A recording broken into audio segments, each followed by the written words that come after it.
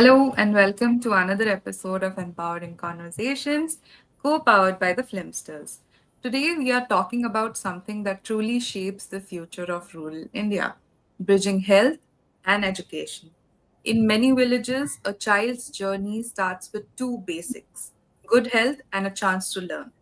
But when healthcare, hygiene, and basic support systems are missing, education is the first thing to suffer, especially for girls. This discussion brings together two organizations that have been working on these challenges for years: the Bombay Mothers and Children Welfare Society and empoWHER India. I welcome both these organizations and our panelists. We'll explore how simple community led work in health, hygiene, and life skills help children stay in school, learn better, and grow with confidence. We'll also talk about what it really means to walk the last mile with the government and fill critical gaps through collaboration and compassion. To guide us and enlighten us through this, we have two remarkable speakers: Dr. Madhav Narayan Sathe, an anesthesiologist known not only for his medical work, but also for his decades of service in rural development. He stepped into the social sector in 1985 as the secretary of the BMCWS, and since then he has led more than 400 settlements in Rajnagar Guru and introduced e-learning in 600 schools, reaching more than 40,000 children. His journey shows the spirit of true Karma Yogi: steady, humble, and committed to people.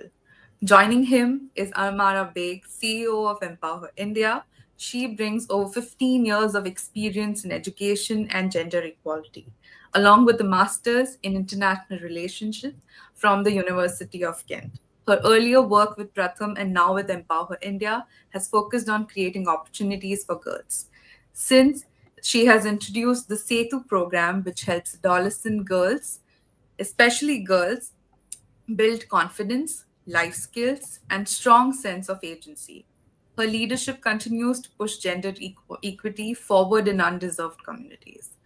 I welcome both of our speakers who are bringing years of learning, deep field experience, and people first approach.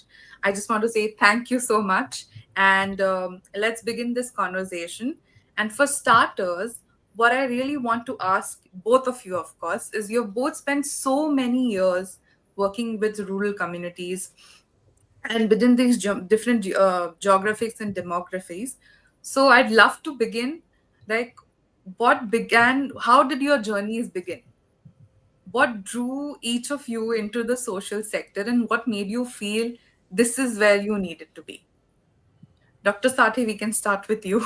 Yeah, it was by sheer accident that somebody pushed me into the organization which was closing, and they were of the opinion that we need to continue. So they pushed me in as a secretary. Initially, with a hesitancy, I took it over, but then later it became a hobby and now it's a passion. Now cannot live without that. And as far as the rural sector is concerned, I always felt that as a city person, we have used the government funds more towards us and less has gone to the villages. So I wanted to give back something to the villages. So I started working with the villages, initially thinking that it's an expensive program. Later on, came to a conclusion it's a thought process which is missing into a rural development. So that has helped me a lot, and the funds became secondary, thoughts became the primary. So that is what my journey is, and since then I've been passionate about all these things. Very nice. That's really inspiring.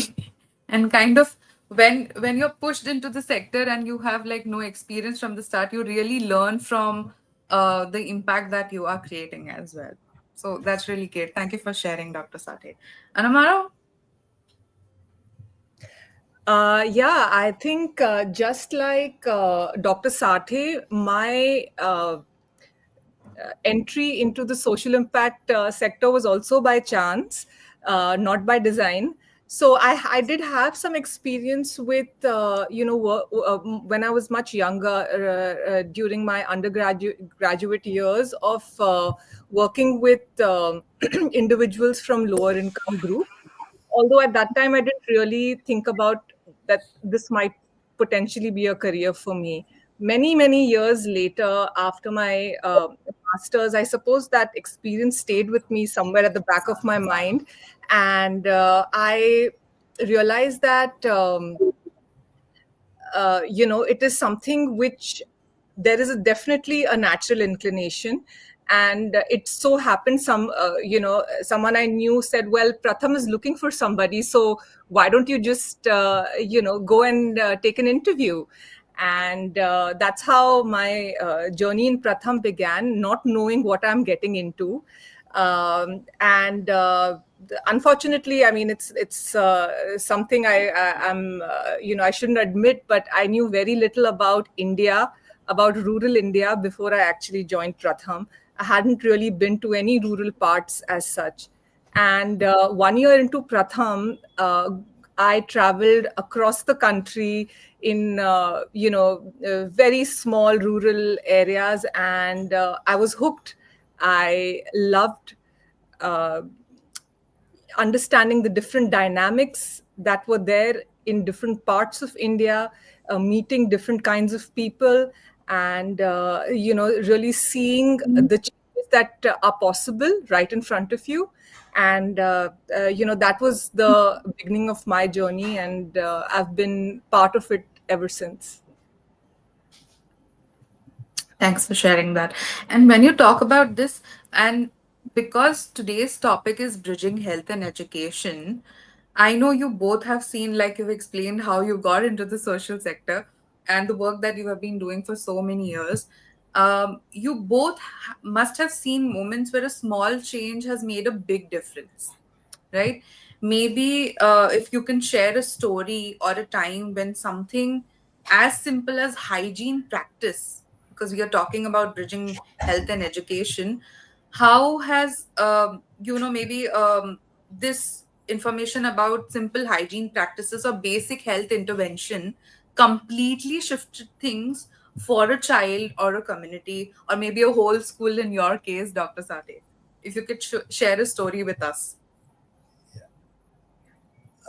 We started working into the schools and found that primary schools are there within 1 kilometer reach of every village.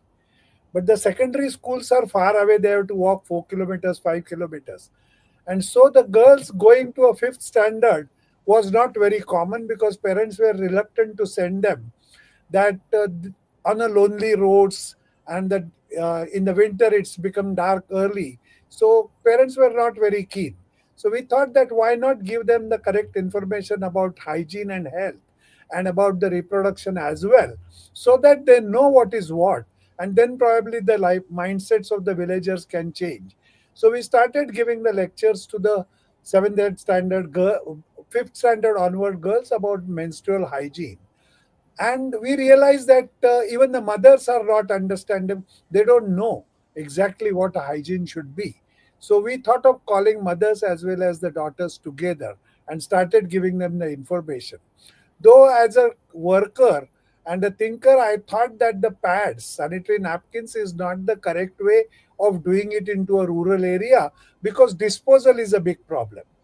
Like in a city, there is no waste disposal system in the villages. So their privacy comes into a public.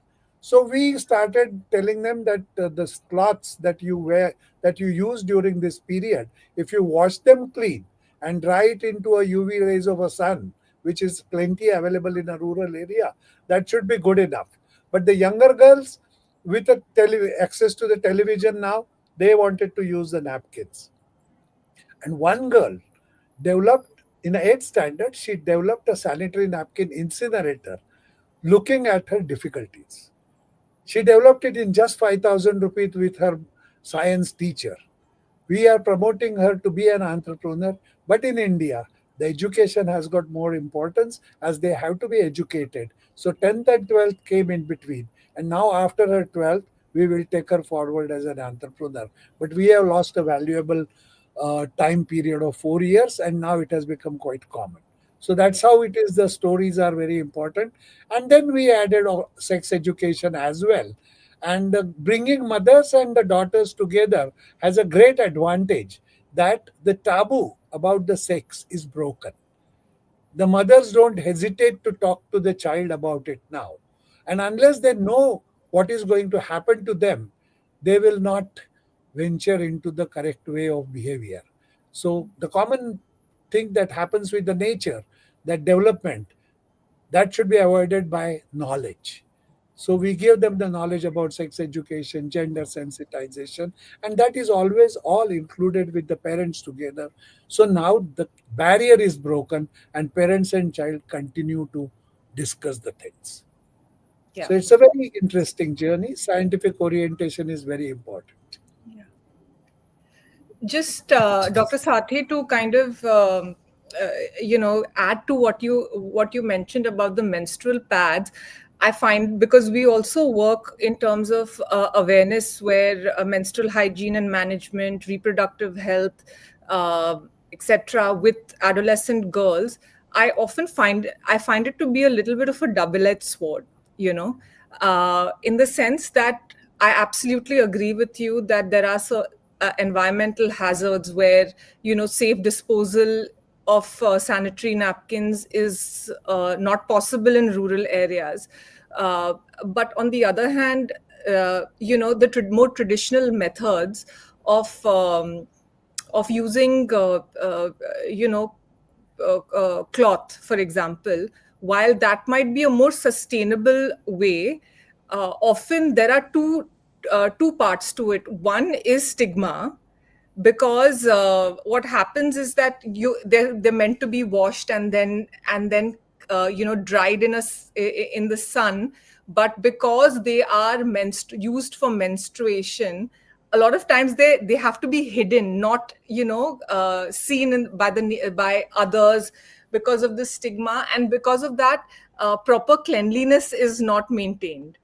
And so it's how does one, it's very difficult to, there is no answer as such, but it's a difficult balance to keep, where girls using cloth and other so it's a difficult situation that girls are in. Yeah.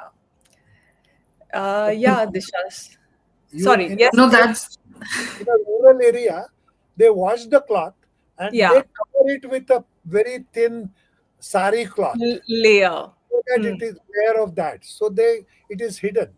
So these Yeah, are the things which are going on for a years together. yeah, yeah, And as a child, when there was no sanitary napkin concept, even yeah, in the cities, we have never seen that, and we never knew about anybody's menstrual cycles in the house as a yeah, joint family also. So the ladies, they find usually their thing, but otherwise it comes to public because there is no yeah, disposal system. They has to be disposed of yeah, into a public area, and it yeah. becomes public. So Absolutely. And there are environmental and health hazards attached to that as well. Yeah, absolutely. I 100%. just want to yes, so sorry. I just wanted to share this when you spoke about Dr. Sathe about bringing the parents as well into this hygiene education or menstrual education about girls to these parents. We had a similar issue, per se, not issue exactly, but a solution to this problem. So I recently visited this village in Karjat, where we work for building toilet and helping these children with hygiene literacy. So we started with just one toilet in this village in Karjat. And now, after 2 years, I was so happy to hear this from the school authorities themselves that this one toilet has made such a big impact with including not just the children but the parents as well from the community. We now have 40 plus toilets in that village, in that one village, and just helping them teaching hygiene literacy has helped so much that it's sometimes I also remember one of the mothers came to that school and told me, like, my child has come and told me, Mama, are you on your periods? I would love to help you on your daily chores. So that is something I feel are these smaller moments that make a big difference with as basic hygiene education that we could give to these children. So when you say that, I just remembered the thing that these parents and school authorities have told me. I just wanted to share that. But when we are talking about school and academics, we also speak to the teachers of these government schools very closely, and they have shared like we and it's often that the curriculum and the whole government structure, government school structure, is so stretched out. Sometimes they are not able to give this knowledge to the children or the students. And since life skills and health education are so important, that both the organizations have been working towards, I'm curious to know about how we can bring these daily school life and without giving pressure to these governments. How can we bring all of this education of hygiene, health into the daily curriculum? We can start with Dr. Sathe with you, and then Anamara, you can just follow. I I think that it should be added to the curriculum.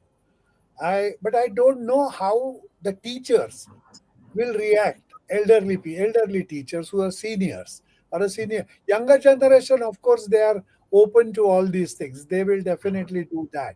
But still, in a village, there is a little inhibition about male talking about the menstrual things about the females. So it is better that they invite somebody or the nurses. So it should be something a routine that the ASHA workers should go to the schools and they should explain about these things. So the curriculum can be developed and it should be delivered by the ASHA workers, or the male teachers can deliver it to the students, male students. So something of that sort will be necessary to make it popular and make it impactful and effective. So I think ASHA workers should be roped in, but I don't know. As such, ASHA workers are saying that we are overloaded with the work. Yeah. Add to that, whether it will be effective or not, that is to be seen. But till then, NGOs are going to play a bigger role into these kind of a perceptions development into a rural areas. Correct. Correct. Uh, I see the entire space of life skill, and within that, everything is encompassed. Whether it is uh, hygiene, health, sexual and reproductive health, all of that. It is fairly new, even globally, the concept of life skills.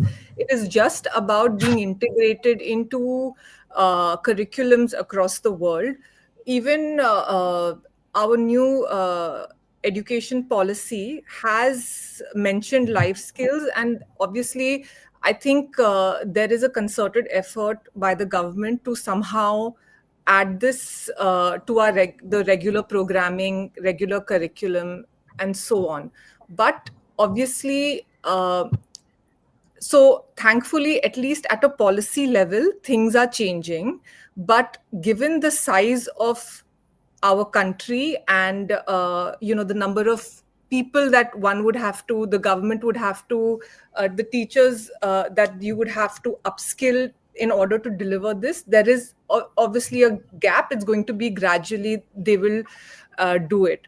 The knowledge itself, at some point we'll figure out how to pass it on to the teachers. I think our real roadblock, and over here, like what even Dr. Sathe touched upon, is the orientation towards topics like this, which are traditionally seen as being a little controversial, or not something a male teacher should be delivering. Those are things which are going to be harder to change, because our teachers are products of the same education system, where there is a separation of what men should be saying, what women should be saying. So that changing the hearts and minds of our educators is first going to be the big hurdle, in my opinion. But I this is my personal opinion, that uh, a strong policy can have a broader impact on how things are executed. So if there is some way of messaging, a narrative building, where the whole the taboo is somehow broken of, you know, only like male like men teachers getting more comfortable with such topics. I think the change will be faster as well. So yeah, I mean, just to answer your question, I think that teachers are overburdened right now, and even to they are running against time to deliver their current curriculum. But unless, for them to be passionate about teaching this and to be excited, they need to first believe how the in the importance of life skills. Only then will they perhaps extend themselves and go beyond what they are currently doing in order to deliver the curriculum, additional curriculum. Disha, to add one thing, I Hmm. have found the barriers are stronger in the cities than in the rural area. We could break the barrier of teaching reproductive and sex education, menstrual hygiene easily into a rural area, because the parents, the gram panchayat sarpanch or somebody, and the principal of the school, they come and invite us to give this lecture. So after initial few lectures, then the barrier is easily broken. Now they are keen that their daughters and the son should be given idea about these things. So barrier is not very difficult to break as it is thought otherwise. That in the rural areas, people are still sort of a backward or orthodox. I found that they are much more amenable as compared to the city. Because when I talk to the city students, it's not very common in many city schools to give information about these all things. And when I say that we are giving it to the rural area, they are surprised that how do you do that? Yeah. I don't know what is Anamara's experience, but this is what is Uh, our I, experience. I, I actually, under Setu, we don't have much experience with the urban areas because we don't work there. But you're correct. In the rural areas, we've not found resistance with respect to children, parents, gram panchayat.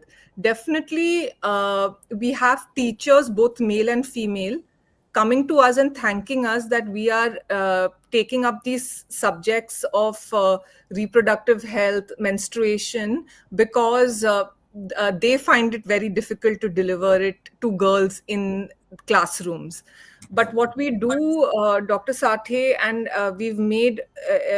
you know, we've made it as part of the structure of the program, we've made it essential that during the adolescent period is when we deliver these topics. Girls and boys should be together. We don't separate the girls and boys when we are talking about private parts, reproductive health, menstruation, and hygiene. The girls and boys sit together, and we are very pleasantly surprised that you know, that shyness is not there.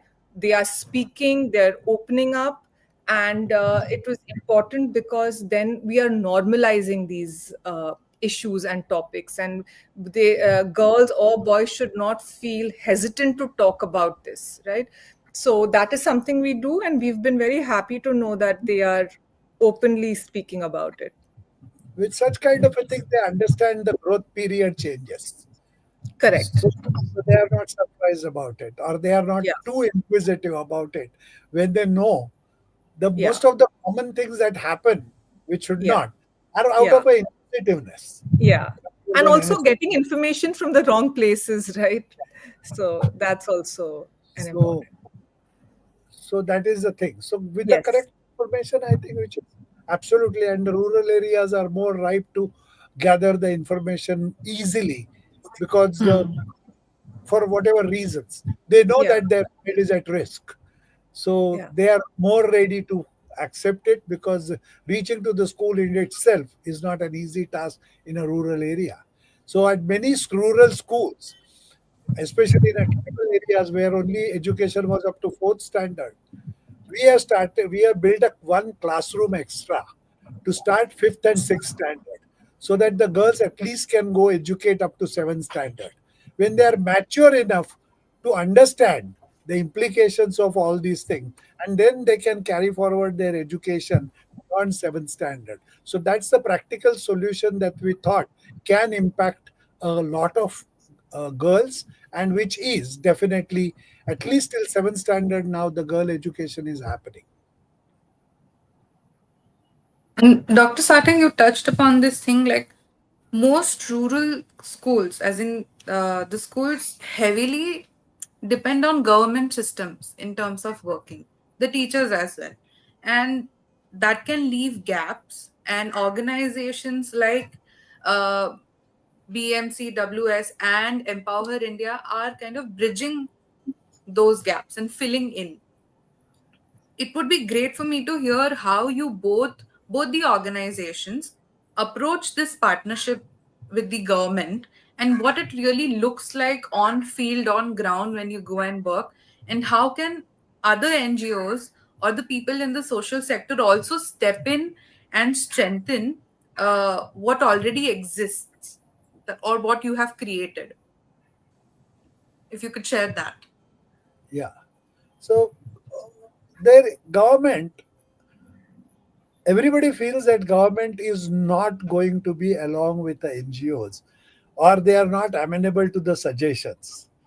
So it's easy to criticize the government for everything.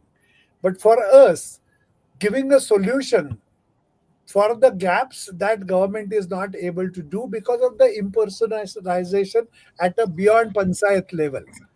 So that is natural. For a government is too big to go to an every level. But NGOs can do because they are working into a very small areas. And in that areas when we are working, it is upon us to put it to the government in a manner that yes, we are walking a last mile with you. We are doing the jobs which the policy is supposed to do, but we understand your problems. And so we are doing it. So in education also, we have given them the e-learning to strengthen the capacities. Government has built a school within kilometer area under the Right to Education Act. There are two teachers, there are two classrooms. But what is lacking is a tools to educate. So we strengthen the capacities of the teacher. We give them the education tools like e-learning, offline e-learning, which they can use it without any problem. We give them the solar power. So these are the things which government doesn't object. In fact, government is with us in these kind of a thing. So we take it that government has not obstructed us or has not asked any questions. That means they are wholeheartedly supporting it. Don't expect government to write a letter saying that, oh, thank you very much for doing it. Because we are in working in tandem. There is no question of writing a letter of thank you or me asking a permission.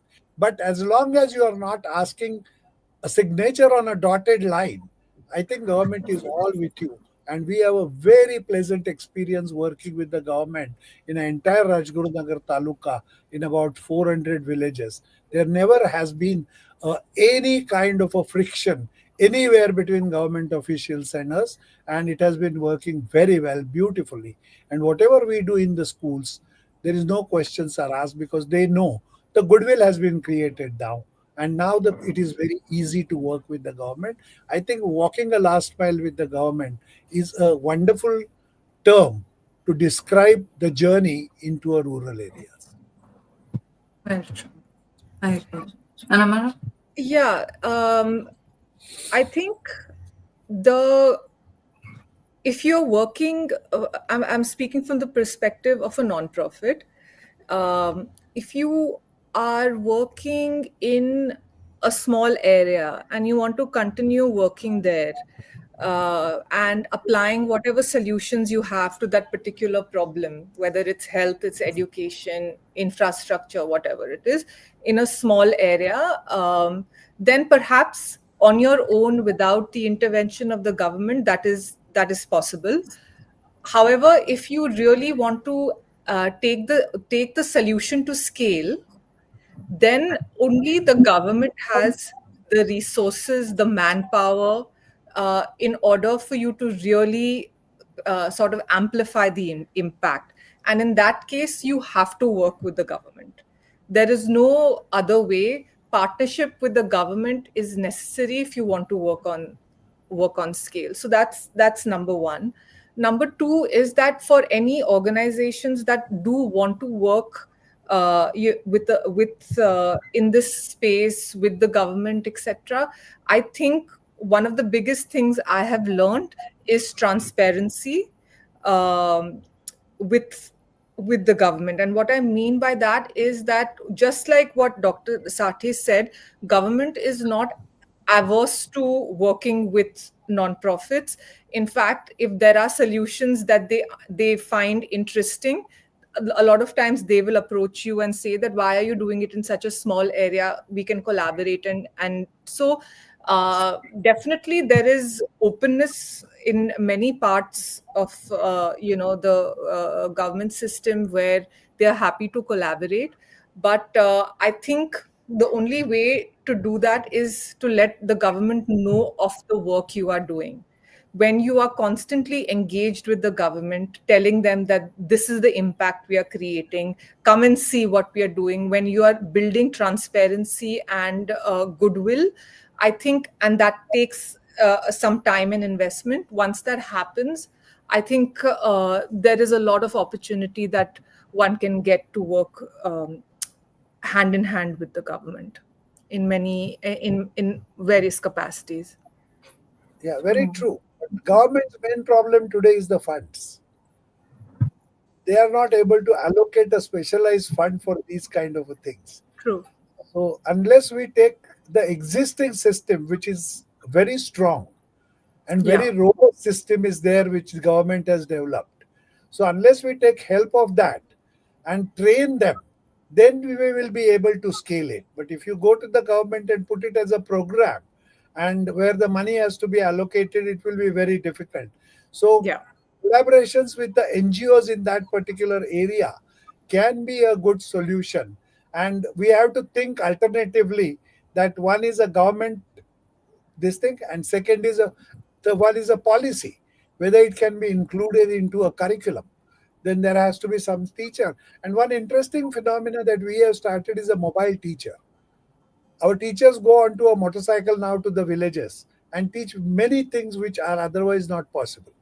So similarly, the girl who is a graduate and who is interested in spreading the message with the health, in her free time can do that through the uh, motorcycle training, and she gets a remuneration which is NGOs can afford. So these we'll have to find out the innovative ways to reach True. up to the people.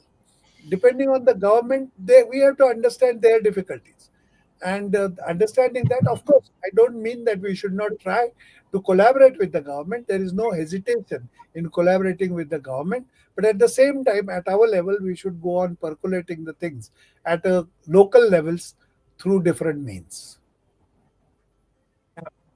And then one thing I've also noticed that both your journeys and the organizations, how they're so open to trying new ideas in the community, like I said, Dr. Sade. And I guess Empower India is also doing one of the same things as we are also training our facilitators who are from the same rural areas.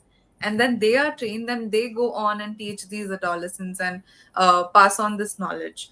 But I want to know what, after so many years of working, decades of experience on field, what keeps the spark alive and what makes you continue experimenting and innovating in this sector of health and hygiene? It's an We can impact start when with. you yeah, it's an impact when you see it. That like 600 e-learning school and 40,000 children over 10 years, how aspirational community has been created now. And the change that you see, that any new thing that you give, they master it within no time, and then they are ready for a next new thing. So like i have I wouldn't have imagined that the first standard students can, or theoretically, nowhere it has been mentioned about the grasping capacity of the first standard child. We still are thinking in a small way. We haven't seen a big vision for them. They they can accommodate a lot of things. They can learn very quickly because they have been exposed to a modern machine learning, AI, and all other things. So I always say that I am from the generation where if I started asking a question to the parents, they will caution each other. Look, that boy is asking more questions now. The second generation was you ask a question and they will give you an answer. That okay, at right time we will give you an answer. But today we are into a generation where child will not wait for your answer. He will say, are you giving me now, or I will go to the AI? And so you have to understand the changes, and if you see those changes happening, then you don't hesitate. So we are introduced AI like Akash. If we want to tell them about the sky, the AI can give them much more information which they can easily accommodate. And that's a pedagogy developed by one of the teacher, Vare Guruji, who is now got the first prize into the world as a best school in a tribal areas. So his pedagogy is like this, that from one word rain, you pick up the country Norway. What is the rain? How much is the rain? What is the geology? What is the geographics? What is the demography? How the rain helps? So he teaches history, geography, mathematics from one All thing, in one. all in one. So that is how the pedagogy is going to change. We will not have the books probably. We will have to give them that what they should know. So that keeps you doing more and more things, and that is how now physical education. We have 6 teachers going on motorcycle to the villages.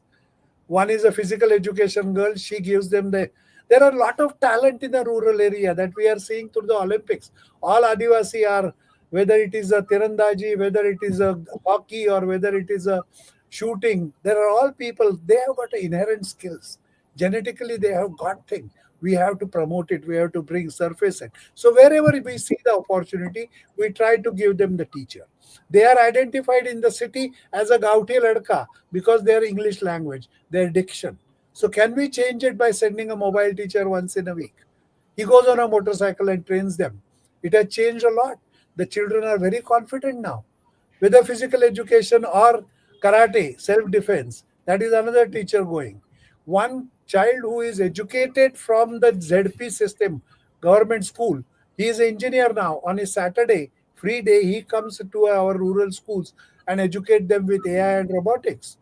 We give them this material to create a robo, and he tells them, now your robo is not moving. What can I do?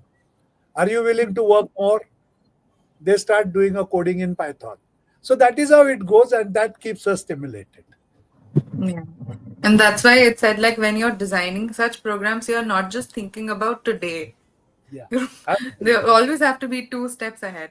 But Hmm. coming back to, I just want to understand why both the organizations, or just so why are we focusing on health and hygiene education? Many people do not understand this. They feel like health and hygiene education is a very small part of education that does not require so much focus. But why do you feel this is so important? Why health and education? Why hygiene education? Especially for adolescents, of course, the community, but why adolescents, and why are we starting with this age group? And Amara, would you like to start off with this one? Sure. See, it's not only adolescence, right? Even when let's go one step, younger, of with younger kids.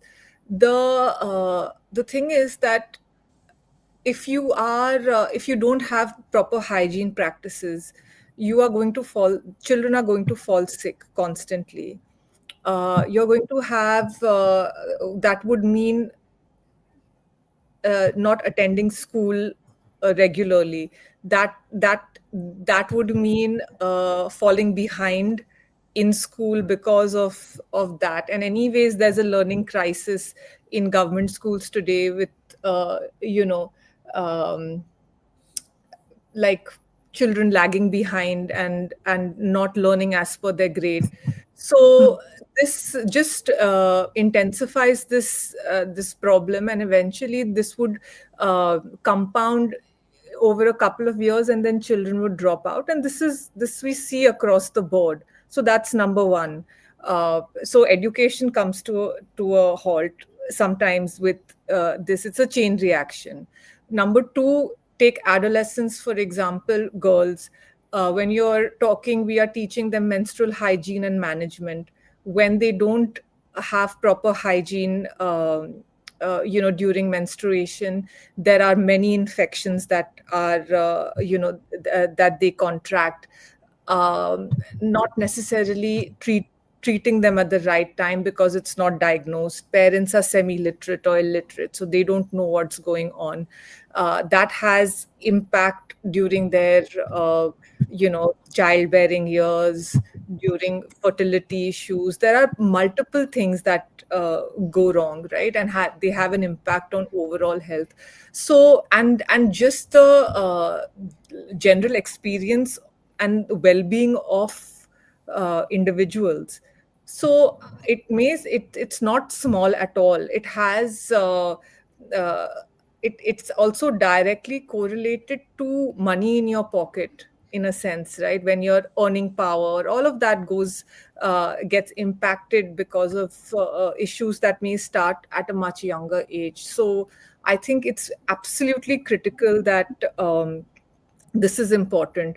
And in parallel, I would also want to say that there is one program that we have, which is where we are building toilets for girls in government schools, particularly girls in government schools, in upper primary schools, so that they don't drop out. But it's not only a matter of health, it's also very much a matter of dignity, and um, how their sense of self develops during this time, right? When so many changes are happening. So it's all part of the entire space of health at the end of the day. So it's absolutely critical, access as well as proper information, access to information, both are important. Very true. Dr. Sati, would you like to add why health education and why hygiene? Yeah, there was one survey about 2 years back. I read about it that the rural people spend more on their health than urban people, which was very disturbing. As they have much less money and they are spending more. So we started looking at it, and the actual problem starts at the level of a first standard. Hmm. As soon as the child comes in a first standard, the government doesn't give them the breakfast because their target group is 1 to 5. And then now they have started giving it at 5. They have taken a decision. But our workers, they found it that they were hungry. So when they were hungry, that means that it doesn't mean that they don't get to eat anything in the house, but it is not sufficient for their growth period. So we Hmm. started thinking of giving them the nutritional support. And we started giving them 2 days a banana each, 2 days a Shengdana Gudka laddu, and 2 days a Rajgira laddu. And we have found that 5 years down the line now, the BMI, which was 9 of a tribal kid, has come up to about 11, 12, 13. Though it is not the only indicator of the health, but the absenteeism has gone down, the attention of the child for the education. That's what teachers say, that now he is more attentive. So these things they happen, and it doesn't cost you much. It costs you 4 rupees a day for a per child. So it costs you 1,000 rupees for a child if you want to give him breakfast for a 240 school days that are schools are open. So I think that looking at the health and high, if we want to develop it, it should be developed at a earlier age so that in adolescent they are perfectly they can build up. We give them the play equipments to bring out the talent from them, as well as they should do a controlled exercises for the girls. So these are the things that we keep on doing over there. And I think toilets is one thing which Anamara says that brings a dignity, which is perfectly right. But unfortunately, the water sources are very scarce. And without a water source, building a toilet is not very effective or impacting. So that Absolutely. is these problems are there in the rural area. Of course, we will have to solve it. So we have solved it in one rural village, that we have created a water system for them, and now we have built a toilets over there. So you have to start from the water, come to the, so everything is related to the health has to come into a tandem, and it has to come along. So these are the things which I found that quite important, and the field workers, they help you to identify the gaps. And the teachers closed one of the biggest gap, which was of reaching the breakfast to them. Our teachers come to our center every Monday morning, collect 1 week's breakfast for the child, and their children distribute it in the village. So logistic cost of this program is zero. So we have to take into a confidence, and the teachers has to start believing in you. So long-standing work, persistent work comes to your help. Creating a goodwill, of course, is the biggest virtue that we are banking upon. That's very nice. Thank you for sharing that, Dr. Sathe. And we are almost at the end of the conversation, but before we wrap up, I just want to leave space for something hopeful. And I just want to ask, after all these years in the field, what keeps you optimistic? Dr. Sathe, of course, you have just mentioned before, honestly, the impact is what keeps you going through this innovation and working for. But what moments will make you feel that change you're working toward is not just possible, it's already happening? If you both could share a small note on that as an end note, would be great. I think I'll start, Dr. Sathe, if you don't mind. Uh, I think a very positive observation that I have now, which really encourages me. And I think it also is an indicator that we are perhaps going in the right direction.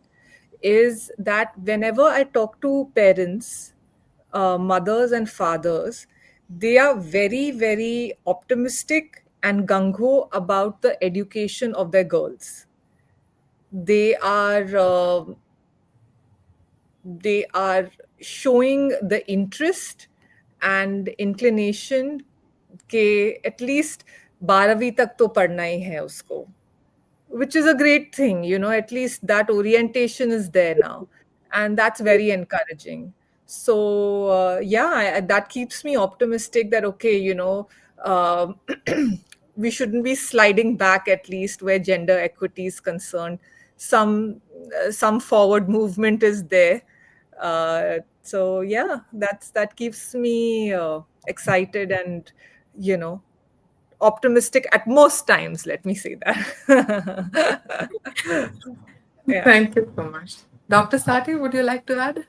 I am very optimistic because the problems and narratives of the ecosystem in a city had told me that it's very difficult to work in the villages.